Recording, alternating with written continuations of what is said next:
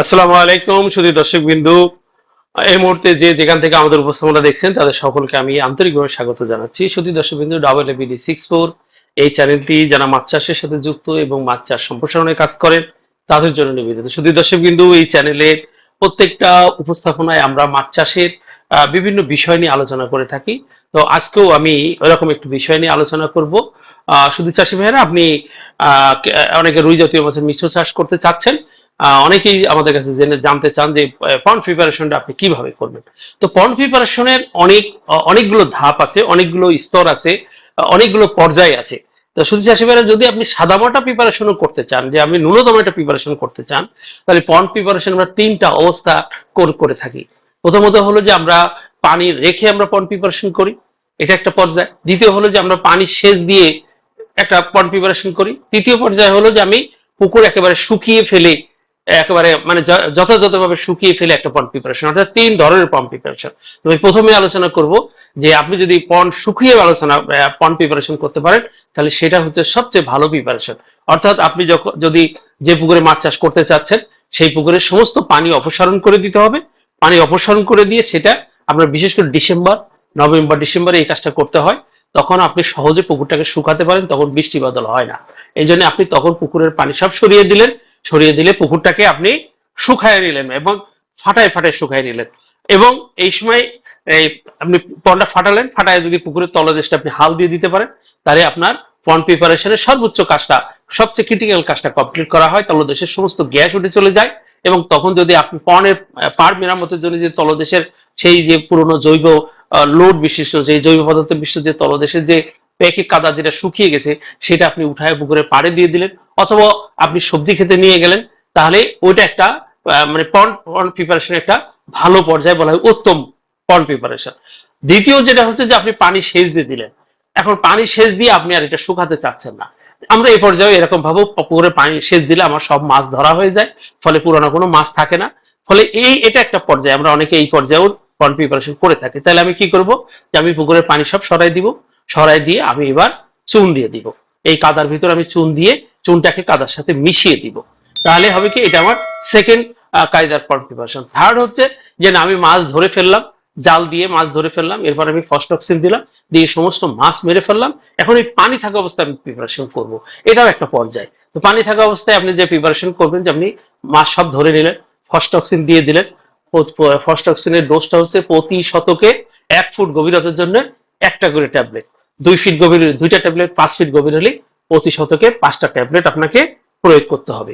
এবং এই ট্যাবলেটটা আপনি দিনের আলোতে, আপনি হলো যে ভোরবেলা যখন আপনার অক্সিজেন লেভেল কম থাকে, সাধারণত আমরা জানি যে এই ট্যাবলেট গুলো পানির অক্সিজেন লেভেলটাকে কমিয়ে দেয়। তাহলে আমরা যদি মৎস্য শূন্য করতে চাই, তাহলে আমরা সকালে আর্লি মর্নিং এই কাজটা করবো, কারণ সকালে আমাদের এমনিতেই পানিতে অক্সিজেনের পরিমাণ কম থাকে। তবে আপনার সুবিধা মতো দুপুরেও করা যাবে, তাতে কি হবে, ফসফরাসের ডোজ একটু বাড়িয়ে দিতে হবে। তো এটা একটা পর্যায়ে। আর একটা রোটেরন পাউডার আছে, যেটা হলো একটু কস্টলি হয়। এই রোটেরন পাউডারটা হলো সবচেয়ে এটা সেফ। এটা এই এই এই রোটেরন পাউডার দিয়ে যে মাছটা মারা হয়, সেটা সাধারণত ভক্ষণ করা যায়।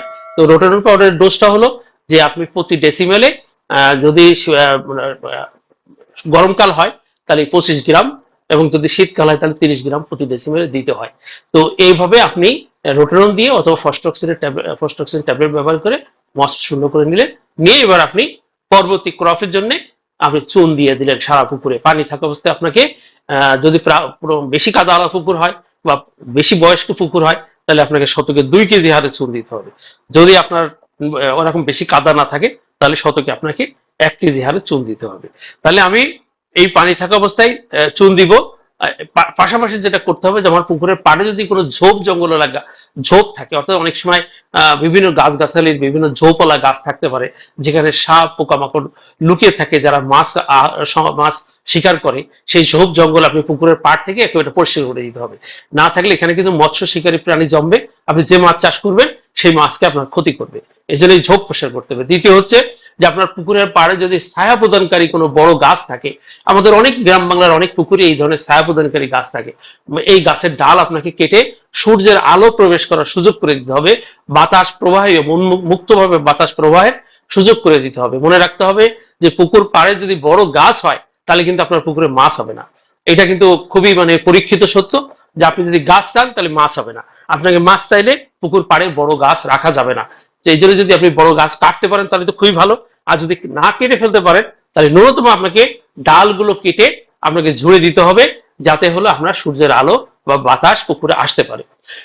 এই সূর্যের আলোকে কেন্দ্র করে, সূর্যের আলোর উপরে নির্ভর করে যে ওই পুকুরের প্রোডাক্টিভিটি, তার উৎপাদন ক্ষমতাটা কেমন।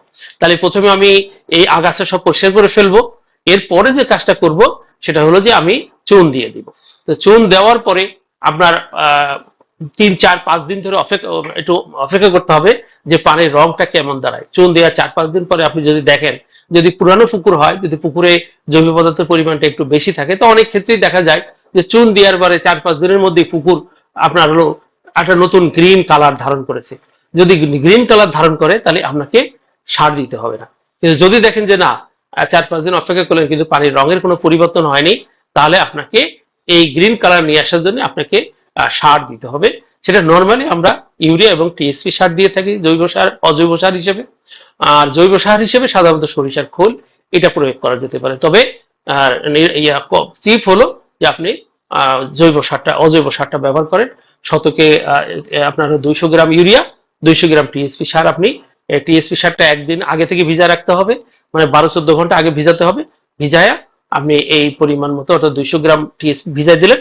পরের দিন সার ছিটানোর সময় ওর সাথে আপনি 200 গ্রাম ইউরিয়া মিশাই নেন, নিয়ে এবার সারা পুকুরে ছেটে দেন। দিয়ে আপনি আবার 3-4 দিন অপেক্ষা করেন। 3-4 দিন অপেক্ষা করলে আপনার প্রাকৃতিক খাবার তৈরি হয়ে যাবে। এবার আপনি যে মাছ ছাড়তে চাচ্ছিলেন, রুই জাতীয় মাছের যে মিশ্র চাষ করতে চাচ্ছেন, সেই মাছটা আপনি এখানে ছেড়ে দিবেন।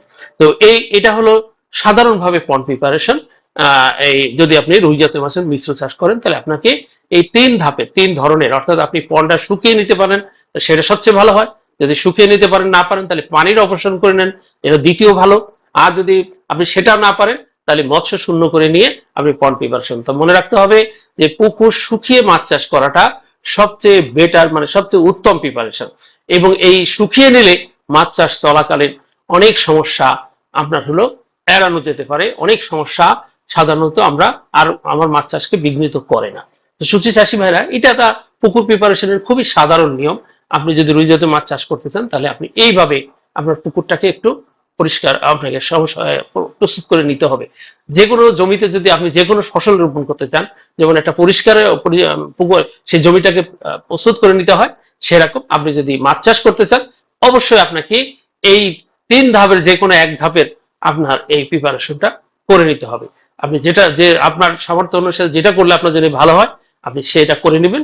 তাহলে ন্যূনতম আপনার পণটা উৎপাদন ক্ষমতা ভালো হবে এবং পরবর্তীকালে আপনি নিরাপদভাবে মাছ চাষ করতে পারবেন। তো শুধু চাষী ভাইরা, এটা হলো সাদামাটা পুকুর প্রস্তুতের ধাপগুলো আমি ছোট করে আলোচনা করলাম। তো যারা আজকের এই আলোচনা ধৈর্য সহকারে শুনলেন, সবাইকে আমি ধন্যবাদ দিয়ে পুকুর প্রিপারেশনের এই আলোচনা এখানে শেষ করলাম। সবাই ভালো থাকেন। আল্লাহ হাফেজ।